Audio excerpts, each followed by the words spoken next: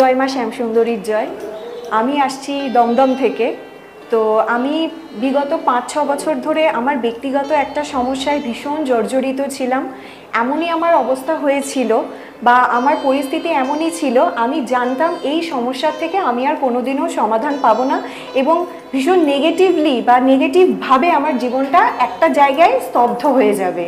তো হঠাৎ করেই জানি না, হয়তো মাই চেয়েছেন যে আমার সেই সমস্যাটার থেকে আমি পজিটিভভাবে উদ্ধারপ্রাপ্ত হই, মাই আমাকে আলোর পথটা দেখাবেন বলে, বা মা চেয়েছেন যে আমার সমস্যার সমাধান হোক, ওই জন্য মা আমাকে এখানে টেনে এনেছেন।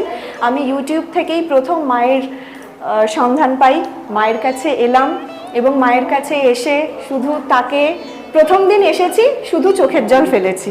বিগত কয়েকটা সপ্তাহ শুধু চোখের জলই ফেলেছি। তারপরে হঠাৎ করে এখন আমার মুখে হাসি ফুটে উঠেছে এবং কিভাবে কোন ম্যাজিকে যে আমার 5-6